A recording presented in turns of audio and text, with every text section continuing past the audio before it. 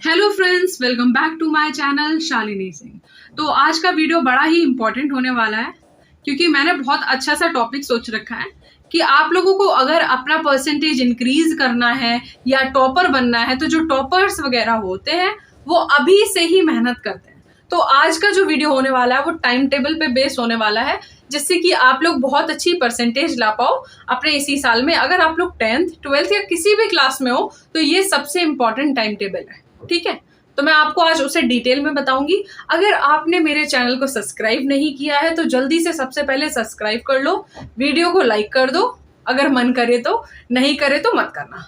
तो चलो let's start our video. तो सबसे पहले मैं आपको कुछ चीज बताने वाली हूँ कि आप लोगों की एग्जाम्स फरवरी में लास्ट में स्टार्ट होता है या मार्च में, ठीक है। क्योंकि 26 फरवरी या मार्च अप्रैल में, इससे ज्यादा लेट तो किसी के एग्जाम नहीं होते। मैं इंग्लिश मीडियम की बात कर रही हूँ। तो उसके लिए मैं आपको बताने वाली हूँ आपके पास कितना टाइम है।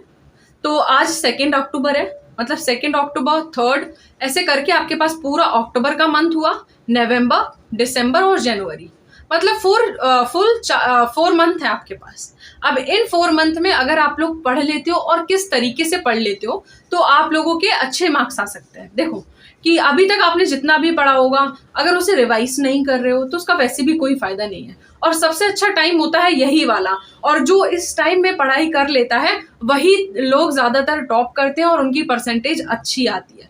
क्योंकि अभी आपके पास अच्छा टाइम है, अच्छे से आप पूरा भी पढ़ सकते हो। जिसने अभी तक पढ़ाई शुरू भी नहीं करी है वो लोग भी अभी से पढ़ाई शुरू करके पढ़ सकते हैं और नंबर ला सकते हैं। तो चलो सुनते हैं कि अपन को क्या करना होगा इन 4 महीने में।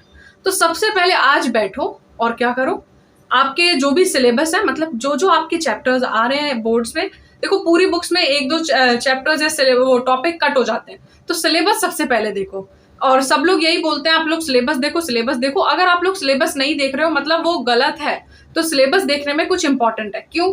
जैसे आपने पूरी बुक ली, पूरी पढ़ने बैठ गए तो टाइम लगेगा। वहीं अगर कोई टॉपिक जैसे कैंसिल हो गया तो आप उसे छोड़ दो पहले ही, उसमें टाइम वेस्ट मत करो। क्योंकि आप लोग परसेंटेज अच्छी लाना चाह रहे हो ना, तो वही पढ़ो जिसमें मतलब जो सिलेबस में है। अगर किसी बच्चे को नॉलेज लेना है तो वो पूरी पढ़ लो, मैं ये नहीं कह रही कि वो लोग पूरी ना पढ़े। जिनको नॉलेज लेना है वो पूरी पढ़ लीजिए, ठीक है। तो आपको क्या करना है, सिलेबस देख लेना है और एक पेज में लिख लो, ठीक है। मैं क्या करती थी, मैं जल्दी जल्दी से एक पेज में लिख लेती थी, लाइक मैथ्स के इतने चैप्टर, ये इतना ये इतना ये इतना। अब मुझे जितने आते हैं चैप्टर्स, मैं चैप्टर्स की बात कर रही हूँ, मुझे जितने चैप्टर्स आते हैं मैं उनमें टिक कर लूंगी। देखो मैं अगर कोचिंग ले रही हूँ, मैं एज ए स्टूडेंट बात कर रही हूँ क्योंकि मैं तो 10th 12th में नहीं हूँ, इसलिए आप लोग ये मत सोचना कि मैं बार बार अपना क्यों कह रही हूँ। मैं एक एग्जाम्पल देके कह रही हूँ कि जैसे कि मैं हूँ तो मैं अपना क्या करूंगी, सारे चैप्टर्स लिख लूंगी और मेरे जितने चैप्टर्स हो चुके हैं मैं उसमें टिक लगाती जाऊंगी। जो चैप्टर मेरी कोचिंग में चल रहा है मैं उसमें टिक लगा दूंगी। क्यों? मैं उसमें लिख दूंगी कि ये मेरा भी चलने वाला है, ठीक है। और जो मेरे स्कूल में चल रहा है मैं उसको कर लूंगी। देखो अगर आप लोग स्कूल ज्वाइन नहीं कर रहे हो तो कोई भी दिक्कत नहीं है, आप लोग क्या कर सकते हो, अपने कोचिंग को फॉलो करो। देखो एक सोर्स को ही फॉलो करो, दोनों को कर रहे हो तो उससे रिवीजन हो जाएगा एक से। देखो जैसे आपने कोचिंग में कोई टॉपिक पढ़ा वो स्कूल में जाके आपका रिवाइज हो जाएगा कि नहीं हो जाएगा? हो जाएगा। तो आप लोगों को क्या करना है, सिलेबस लिखना है और जितने कोचिंग में आपके चैप्टर हो चुके हैं उनमें टिक करो। इसके बाद सिर्फ टिक कर लो। देखो आपने रिवाइज किए नहीं किए उससे मतलब नहीं है, जितने कोचिंग में हो चुके हैं उतने सब में टिक कर लो, सारे सब्जेक्ट में। अब जिस सब्जेक्ट की कोचिंग नहीं लेते वो अपने आप से थोड़ा बहुत पढ़ा है तो टिक कर लो, अगर नहीं पढ़ा है तो सिलेबस लिखा रहना। अब इसके बाद क्या करना होगा, आपने इतना काम कर लिया। अब इतने काम करने के लिए आपको कितना दिन चाहिए? आज पूरे दिन छुट्टी है तो आज ये काम आप लोग बिल्कुल जल्दी कर लो। देखो टाइम वेस्ट मत करो। अगर आप ये वीडियो कल देख रहे हो तो कल का पूरा दिन निकाल के इतना काम करो, सिर्फ जितना आपका हो चुका है उतना टिक कर लो। इसके बाद आपका सेकंड स्टेप होगा क्या, जैसे आपको 2 दिन लगे जो मैं पूरा प्रोसीजर बता रही हूँ, इसके बाद आपको कुछ भी नहीं करना, डायरेक्टली जंप कर जाना है अपनी स्टडी के लिए। तो अब मैं आपको बता रही हूँ कि आपने टिक लगा लिया। अब जितने चैप्टर्स में आप टिक लगा चुके हो सिर्फ उन्हीं को रिवाइज करो। अब टेंशन ये मत लो कि मेरा स्कूल का सेकंड टर्म आ रहा है, उनमें ये चैप्टर्स आ रहे हैं, मेरे ये नहीं हुए और कोचिंग में ये चल रहा है, मैं दोनों को मैनेज कैसे करूं। यार स्कूल में कम मार्क्स भी आएंगे तो भी कोई कुछ नहीं कहेगा। अगर आपके पेरेंट्स डांटते भी हैं तो कोई दिक्कत नहीं है, थोड़ी डांट सुन लो आप लोग, क्योंकि आपके बोर्ड्स में बहुत अच्छे मार्क्स आ जाएंगे। देखो अगर आप लोग कोचिंग को जैसे फॉलो करते हैं तो कोचिंग में जो आपको पढ़ा रहा है टीचर वो सब कुछ पहले से ही जानते हैं, वो अच्छा ही पढ़ाएंगे आपको, तो उनको फॉलो करो। आप क्या करो, जो जो आपके चैप्टर पहले टीचर ने करा दिए सबको बैठ के उनको रिवाइज करने लगो। सबको रिवाइज कर डालो जितने कोचिंग में हो चुके हैं।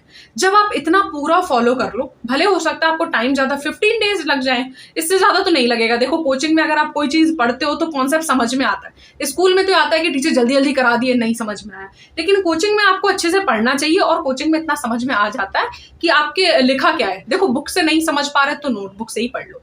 इतना करने के बाद आपको क्या करना होगा, जितने आपके चैप्टर्स बचे हैं उन सबको देखो, ऐसे गिन लो, 4 बचे हैं, 5 बचे हैं फिजिक्स में, 10 बचे, जैसे नहीं ज्यादा ही बचे हैं आपके, 10-12 पूरे ही बचे हैं तो उनको गिन लो। अब दिन गिनो, देखो आपको ऐसे गिनना होगा कि अक्टूबर में 30 डेज, 31 डेज होते हैं अक्टूबर में, ऐसे आपको दिन गिनो। दिन आपके ऐसे अप्रोक्सीमेट ले लेते हैं तो आपके 120 डेज बचे हैं। अब चैप्टर कितने हैं उस हिसाब से आप अपने चैप्टर डिवाइड कर लो। देखो अभी तो आपको लग रहा है कि अरे 4 महीने हैं, लेकिन अगर आप देखोगे 4 महीने अच्छा 120 डेज हैं, और जब चैप्टर गिनोगे तो क्या पता चैप्टर आपके 40-50 निकल जाए, जो कि आप लोग 2 दिन में अगर एक चैप्टर करोगे तब जाके कंप्लीट होगा। समझ रहे हो? इसके बाद रिवाइज भी करना है, क्वेश्चंस भी लगाना है। मैथ्स में तो और टाइम लगता है, 5-5 दिन में एक चैप्टर निपटता है। तो आपको क्या करना है, इतना काम करने के बाद सबसे पहले आपको खुद देखो, अगर मैं बनाऊंगी तो मैं तो आज ही बना दूंगी, लेकिन कोई भी फॉलो नहीं कर पाएगा उसको। मैंने बोल दिया सुबह 5 बजे उठ जाओ, जो नहीं उठते हैं, जो 7 बजे उठते हैं, वो उससे भी पढ़ लेते हैं यार, वो लोग टॉप कर जाएंगे। जो लोग 4 बजे उठते हैं क्या पता वो लोग टॉप कर जाए। मैं बोलूंगी रात में पढ़ लो, लेकिन जिसको सुबह पढ़ना अच्छा लगता है वो लोग टॉप कर जाएंगे। मतलब वो टाइम टेबल आप लोग खुद बना लो। देखो वो तो मैं नहीं बनवाऊंगी, आपका टाइम टेबल खुद बनाओ। जैसे देर में जो लोग पढ़ते हैं 3 बजे तक, 2 बजे तक, तो वो लोग सुबह लेट उठेंगे, तो उनके लिए यार मैं कुछ नहीं कह सकती ना। तो अपना टाइम टेबल खुद बनाओ, लेकिन मैं आपको गाइड कर सकती हूँ। आप लोग क्या करो, जितने आपके चैप्टर्स बचे हैं उस हिसाब से दिन देख लो कि इतने दिन बचे हैं। यार इस दिन मैं केमिस्ट्री के 2 चैप्टर कर लूंगा, इस दिन ये, ऐसे लिख लो। जैसे मैं भी ऐसे ही लिख लेती थी कि अक्टूबर के महीने में I will do 2 chapters of chemistry मैं फिनिश कर लूंगी, 2 चैप्टर मैं फिजिक्स के फिनिश कर लूंगी और 2 चैप्टर मैथ के फिनिश करके रिवाइज भी कर लूंगी। इस तरीके से मेरा टाइम टेबल बनता था। नवंबर में मैं इतने इतने जो बचे हैं वो कर लूंगी, दिसंबर में ये कर लूंगी, जनवरी से मैं अपना रिवीजन स्टार्ट कर दूंगी, इंग्लिश का वो कर लूंगी और प्रीवियस ईयर लगा लूंगी। ये सबके लिए टाइम निकाल लो। और जैसे ही आपने इतना टाइम निकाल लिया, इन 4 महीने में सिर्फ पढ़ाई करो, सिर्फ पढ़ाई। और फिर जब आपका फरवरी बचेगा रिवाइज करो, प्री बोर्ड्स दो। वैसे ही आपके स्कूल वाले एग्जाम ही लेते रहते हैं, और जब एग्जाम दो तो देखो अपना टाइम टेबल खराब मत करना। एग्जाम में ऐसे ही चले जाओ, चाहे जितना आ रहा है आपको उतना करके आ जाओ, मतलब पास हो जाना, ये नहीं कि फेल ही हो जाओ। जैसे आजकल एग्जाम में तो जितना आपको आता है उतना अच्छे से करके जाओ। ये नहीं कि आप पूरी बुक ही पढ़ ले रहे हो और कुछ नहीं रहा, रट के जा रहे हो। इससे बेटर ये जितना आपको आता है, जितना आप कोचिंग में पढ़ चुके हो, जितना सेल्फ स्टडी कर चुके हो, सब कुछ अच्छे से करके जाओ। प्री बोर्ड तक आपका पूरा सिलेबस खत्म हो जाएगा। इस तरीके से आप फॉलो करो। जनवरी तक आपको क्या करना है, पूरा सिलेबस कंप्लीट कर लेना है। फरवरी में रिवाइज करो, प्री बोर्ड्स अच्छे जाएंगे, बोर्ड्स में भी अच्छा रिजल्ट आएगा। अगर इस स्ट्रेटेजी में आपको अगर कुछ भी अच्छा लगा हो तो जरूर इस वीडियो को लाइक करना। अगर कुछ भी अच्छा नहीं लगा हो तो प्लीज कमेंट जरूर करना कि क्या क्या चीजें गलत थी, जिससे कि मुझे पता चल पाए कि मुझे ये चीजें चेंज करनी चाहिए। क्योंकि मैं इसी तरीके से पढ़ती थी, कोचिंग पे पूरा रिलाइड होती थी कि मुझे कोई दिक्कत नहीं है, मैंने पैसे दिए हैं उनको, तो उनको जो वो मुझे बताएंगे वो अच्छा ही बताने वाले हैं। फुल मैंने रिलाई किया और इसी वजह से मेरा भी परसेंटेज अच्छा आया था। तो मैं भी आप लोगों को यही कहूंगी कि आप लोग किसी एक चीज पे फॉलो करो और जो बुक वगैरह वो बोल रहे हैं उनको पढ़ लो। ठीक है, thank you guys, thanks for watching, bye bye. Subscribe जरूर करना अगर अच्छा लगा हो।